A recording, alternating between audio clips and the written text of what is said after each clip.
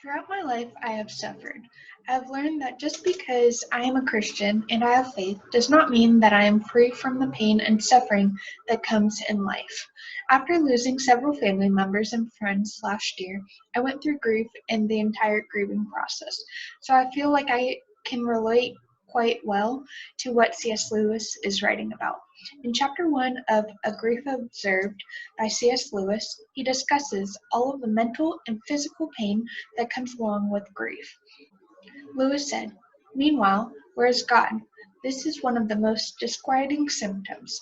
When you are happy, so happy that you have no sense of needing Him, so happy that you are tempted to feel His claims upon you as an interruption, if you remember yourself and turn to Him with gratitude and praise, you will be, or so it feels, welcomed with open arms.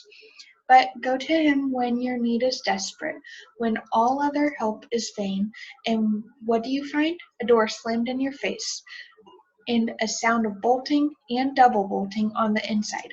After that, silence. You may as well turn away. The longer you wait, the more emphatic the silence will become. There are no lights in the windows. It might be an empty house. Was it ever inhabited? It seemed so once, and that seeming was as strong as this. What can this mean? Why is he so present a commander in our time of prosperity, and so very absent a help in time of trouble? The same thing seemed to have happened to Christ. Why hast thou forsaken me? There is a big intersection between suffering and faith. Throughout someone's time of suffering, they need to continue to have faith that God is still present even when there is silence.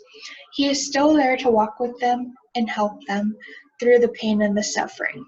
The passage evokes a strong emotion of feeling alone when you're grieving. It brings out an emotion of pain and sadness.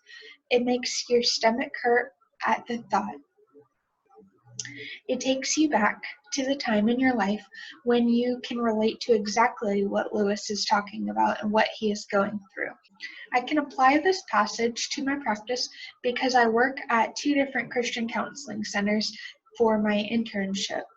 I will be able to talk to my clients about how it is okay to go through the grieving process. It is okay to feel sad and alone for a little while, because that is all a part of grief.